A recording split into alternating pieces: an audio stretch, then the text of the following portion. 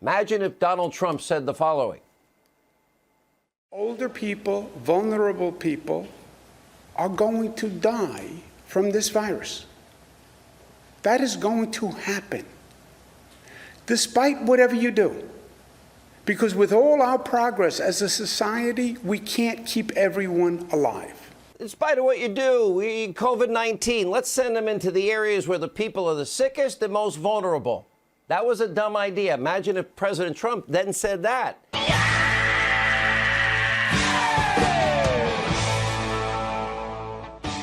Welcome back to CBS This Morning. We could soon get a clearer picture of the devastating toll the pandemic has had on nursing homes.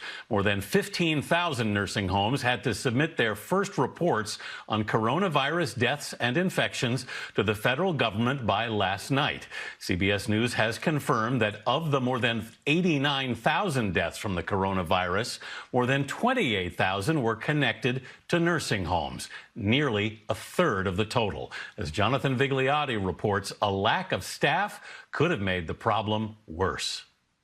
As Governor Cuomo's New York State barred people from visiting their loved ones in nursing homes, his state simultaneously forced infected patients into the same places. And now we hear of an extra 1,700 deaths at these homes. The death count nearly 5,000. So unlike other parts of the world where people try to slow the spread, this action accelerated it. Thank God Chris Cuomo pressed his brother on it. Do you think that you are an attractive person now because you're single and ready to mingle? Do you really think you are some desirable single person and that this is not just people's pain coming out of them? I think beauty is in the eye of the beholder. Well, it helps to have a brother in the news business and have a brother in government. Then scandals have a way of disappearing in a big shrug. Plus, it means more time to bash Trump. The president acknowledging that reopening our country will likely kill more of us, but we got to get our country back. Older people, vulnerable people, are going to die. How can he accept that when he hasn't even come close to doing what he can to avoid more pain and death? Because with all our progress as a society, we can't keep everyone alive. How can he accept that when he hasn't even come close to doing what he can to avoid more pain and death? Oh, really? What do you think this shutdown is? Of course, Cuomo ignored that, like he also ignores the severe steps Trump's taken to fight the virus, which didn't include issuing death sentences for the helpless elderly in nursing homes. I mean, the media has held up Cuomo as the example of leadership in this moment. But when you actually look at the two states and the elderly population, it's a massive contrast. It's a huge difference and a very sad difference. Yeah. Here in New York State, Mario Cuomo had the brilliant idea on March 25 to tell nursing home patients, you must take people who are COVID-19 positive, people who might have gone to the hospital and been discharged once they became more medically stable. They were not allowed to send them away. In fact, they were not even required that they be tested. As a result, a lot of these folks went back to nursing homes. People got sick. Nursing homes which had not been touched by COVID-19 suddenly became hotbeds of COVID-19. And unfortunately, a lot of seniors in nursing homes started dying in huge numbers. The death toll right now is about 5,300, something like that.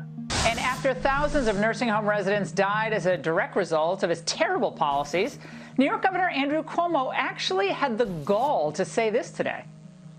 We now have a top priority, which we have from day one, which is our nursing homes, the most vulnerable population in the most vulnerable place, senior citizens in a congregate facility. So protecting our nursing homes and seniors has been a top priority.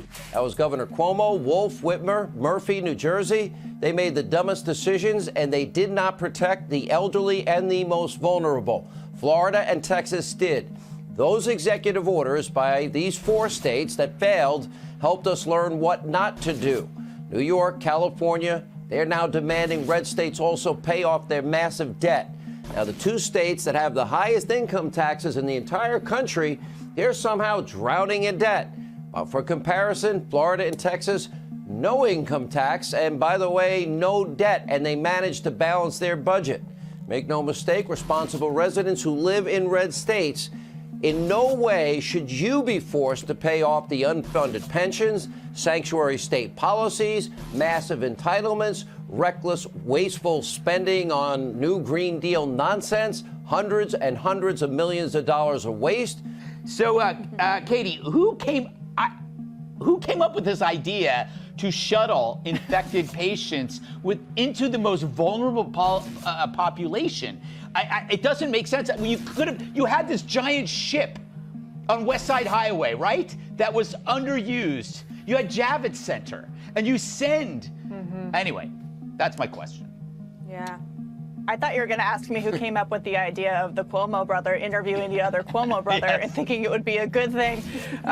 It seems like the people at the nursing homes and the government decided it was a good idea to put elderly people who were infected back into the nursing homes, despite evidence prior to this that this disease spread like wildfire inside these nursing homes. Because, as you remember, some of the first cases that we had were in Washington State in the nursing home where we had the first mass amounts of deaths from this disease. Someone has to be held responsible for it. Yeah, Juan, even though the Democrats love to blame Trump for everything, I'm not going to blame Andrew Cuomo for this. Should we just blame it on Trump anyway, just to get it out of the way? I think that would make you happy. I think that would make your day, man. That's like Clint Eastwood.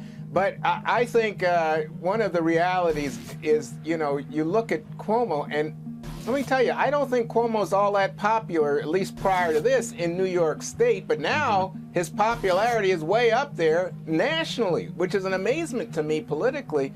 But I think it's as a result of those afternoon briefings. If you think about this, you have the governor of the state with the highest death count, who told everybody not to worry about this thing, and who shuttled infected people into nursing homes, being interviewed by his brother, who got infected by who knows how, maybe not washing his hands, broke quarantine, and is now shilling for China. And the media thinks that's great, because that's all the shtick CNN has. This would be like Don Jr. interviewing Eric, and the rest of the media being like, oh, that was great. That was a great interview, guys. Like, no, that's not how it is. And Troy, as we know, there's a very large senior population in Florida. If anyone would have had the possibility for a breakout like that, they took the exact opposite approach, saying, we know who is most afflicted and affected by this, let's protect them. Exactly right. And they sent teams in to inspect these nursing homes. They sent people in to make sure the nursing homes had all the equipment they needed. They gave them additional training on how to avoid infections. And the result so far has been about 665 folks, seniors dead in nursing homes in Florida. The death rate in Florida is about 3 per 100,000. In New York State, it's 27.5 per 100,000, so about 9 times worse.